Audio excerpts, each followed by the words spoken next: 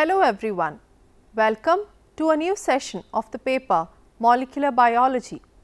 In this session, we will discuss translation regulation, RNA instability and inhibitors of translation.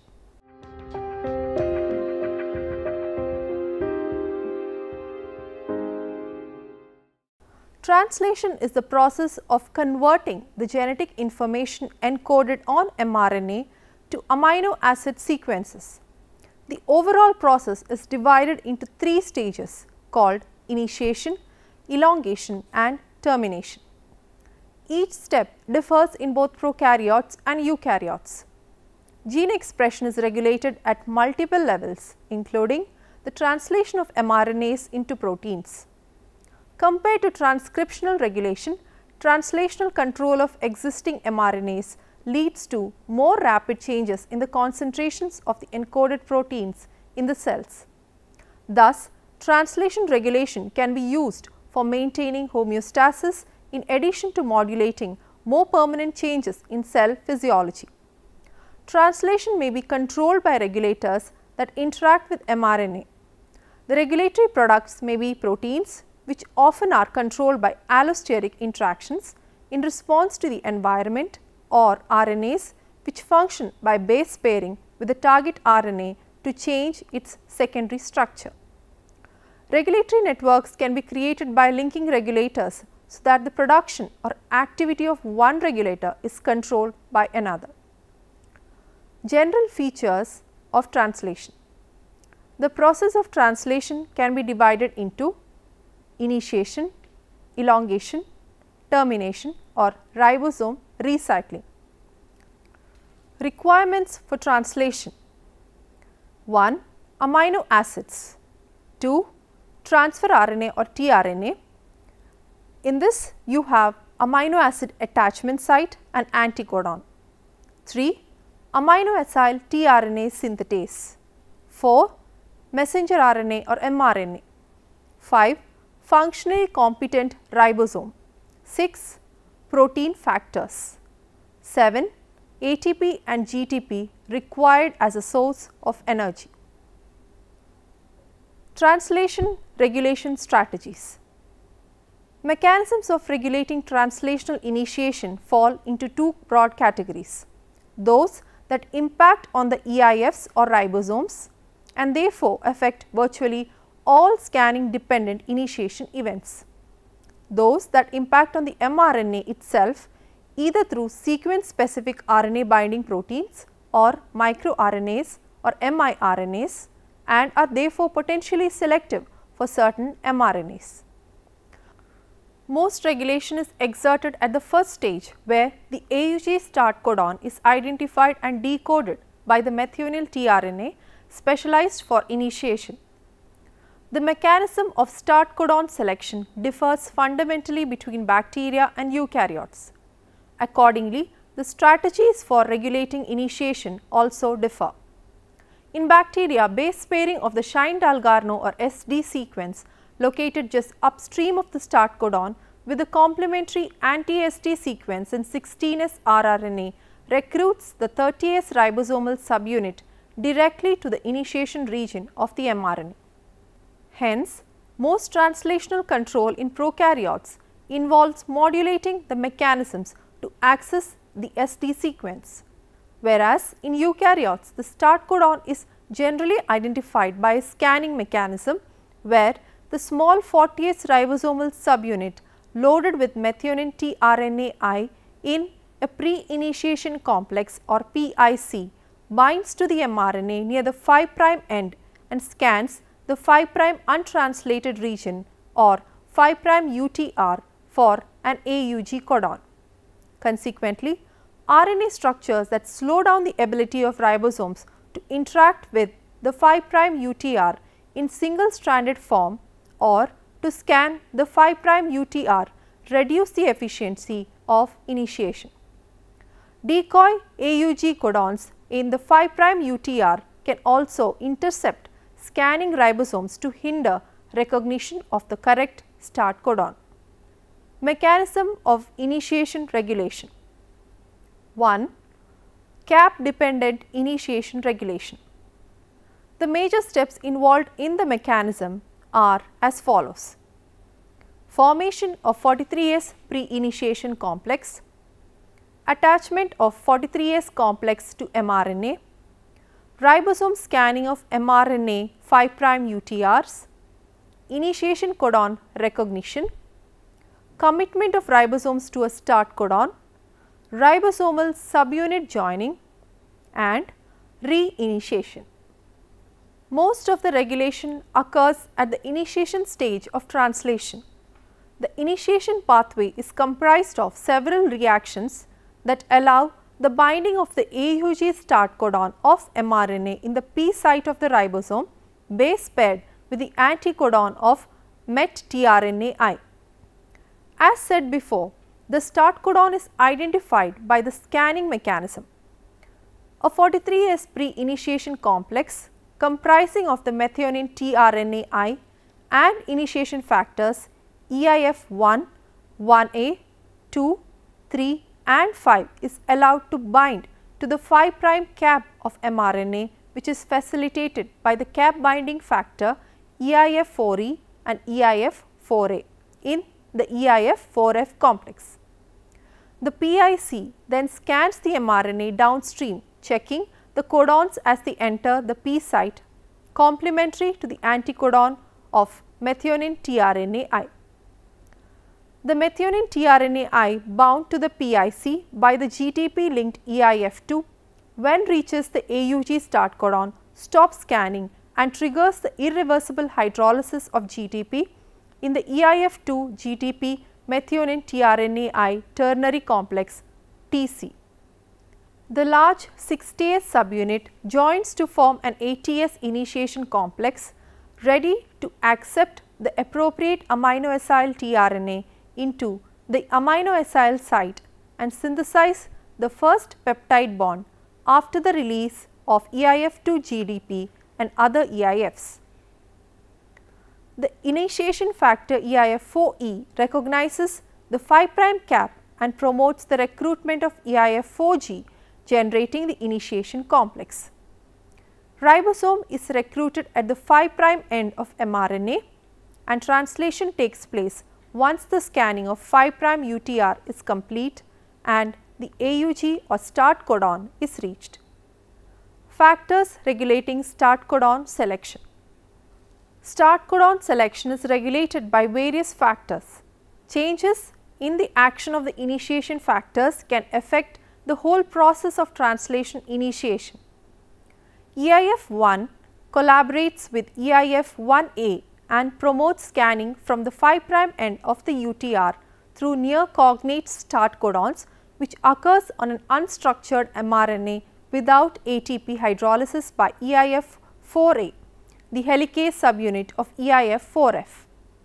The EIF1 stabilizes an open conformation of the mRNA binding site of the 40S subunit by modulating the conformation of the mRNA entry channel and promotes scanning when non-AUG or start codons occupy the P site. EIF1 also discards non-AUG codons during scanning by blocking the release of PI or inorganic phosphate from the partially hydrolyzed EIF2 GDP PI in the scanning PIC. EIF1 dissociates from its location near the P site in order to neutralize these gatekeeper functions at the AUG codon.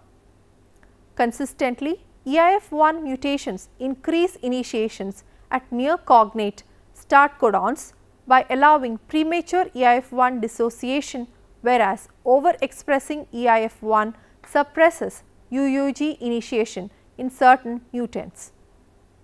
The EIF1A thought to occupy the A site also regulates start codon selection. Their C-terminal region promotes continued scanning at non-start codons or AUG codons, whereas N-terminal arrest scanning and promote EIF1 release at AUG codons. Factors regulating 43S PIC binding. The assembly and function of eukaryotic PIC is enhanced by the formation of a multifunctional complex or MFC comprising of TC, EIF1, EIF5 and multi-subunit factor EIF3. EIF3 interacts with all other MFC components and the multiple sites on the 40S subunit to promote PIC assembly.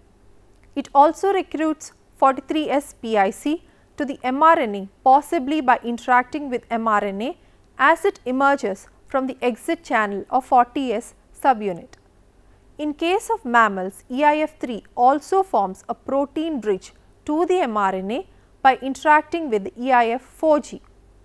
The J subunit of EIF3 can bind near the A site and mRNA entry channel of the 40S subunit and obstructs mRNA binding in the absence of TC, thus ensures the TC loading precedes 40S binding to mRNA. mRNA containing secondary structure in the 5' UTR requires ATP and helicase activity to enhance binding of the 43S PIC at the cap and for subsequent scanning. The various subunits of EIF4 like F, E and G are bound together, and this binding helps to hold the lobes of EIF4A together and facilitate the ATP dependent helicase activity. EIF4G could interact with mRNA sequences both upstream and downstream of the nucleotides located in the decoding sites and could position EIF4A at the mRNA entry channel, unwinding secondary structure in advance of the scanning PIC. There are certain proteins which are bound to the 40S ribosomes that might influence the conformation of the mRNA entry channel to increase the processivity of scanning.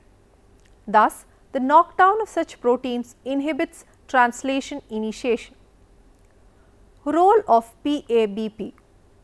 Poly A binding protein or PABP interacts with the EIF4G and mediates circularization of the mRNA by linking the cap and poly A tail in a closed loop. This stimulates the mRNA binding to the 43S PIC by the binding of EIF4F to the capped 5' end of mRNA. Formation of the closed loop facilitates reinitiation by post-termination ribosomes, and there is evidence that PABP interacts with polypeptide release factors ERF1 and ERF3. PABP also stimulates 60S subunit joining, and the poly A tail is required to block the inhibitory effects of two RNA helicases on subunit joining factor EIF5B. Factors regulating subunit joining. The EIF5B plays a major role in catalyzing the 60S subunit joining and second GTP hydrolysis reaction at the end of eukaryotic initiation pathway. EIF5B interacts with the extreme C terminus of EIF1A and stimulates both subunit joining and the GTP hydrolysis that triggers EIF5B release from the initiation complex. This interaction recruits EIF5B to 48S PIC for subunit joining. Meanwhile, the EIF5B promotes the release of EIF1A from the ATS initiation complex and open up A site for the first amino acyl tRNA. Thus, it is clear that EIF1A carries out the following functions: ternary complex recruitment, scanning, AUG codon selection, subunit joining. Let us now discuss about cap independent initiation. Usually, translation initiation starts with the recognition of the 5' cap structure or the 3' poly A tail for the binding of PIC by the initiation factors EIFs. In cap independent initiation, initiation starts at a place different from the cap structure, somewhere in the middle of the mRNA called internal ribosome entry sites or IRES.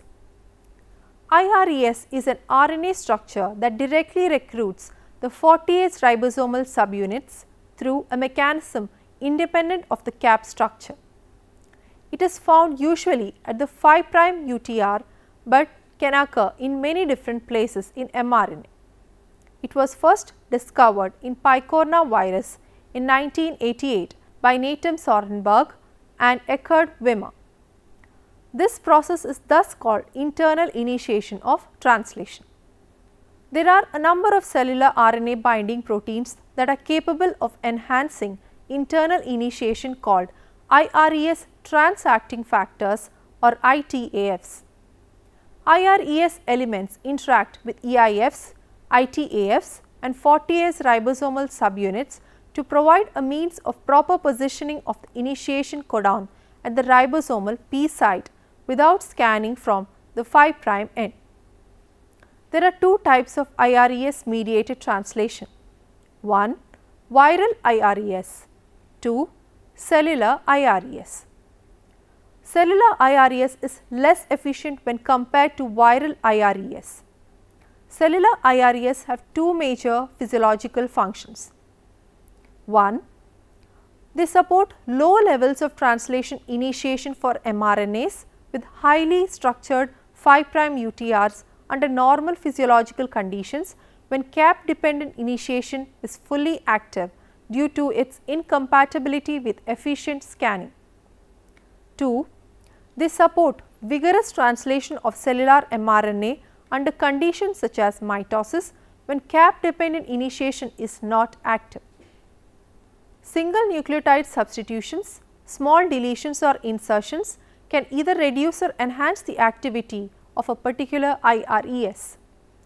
IRES mediated translation initiation is a regulatory mechanism that facilitates cells to respond to and cope with various stress related circumstances. For example, ion control of translation by IREBP.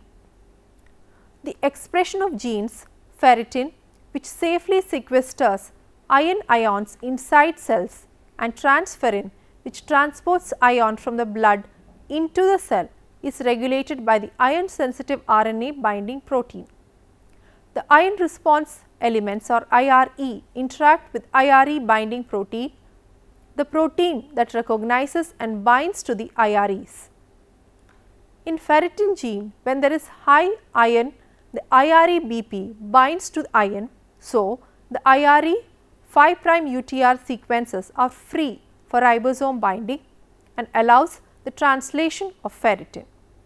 When the iron concentration is low, the IREBP is free to bind to IRE and prevents the synthesis of ferritin. In case of transferrin, the IRE on the transferrin receptor mRNA is found at the 3' UTR. When there is low intracellular iron, more transferrin is needed to bring iron into the cell. Under low concentrations of iron, IRBP is free to bind to IRE, forming a stabilized structure preventing the degradation of the poly A tail. IRBP binds to iron and fails to stabilize the IRE loop when concentrations of iron is high, leading to the degradation of transferrin receptor mRNA. Another prominent mechanism for blocking translation initiation is to reduce the activities of EIFs that stimulate methionine tRNA recruitment to the 40S subunit. Although this might be expected to exert only a general inhibition of initiation, specialized mechanisms have evolved that allow certain mRNAs encoding transcription factors to be upregulated translationally under stress conditions where most translations are repressed.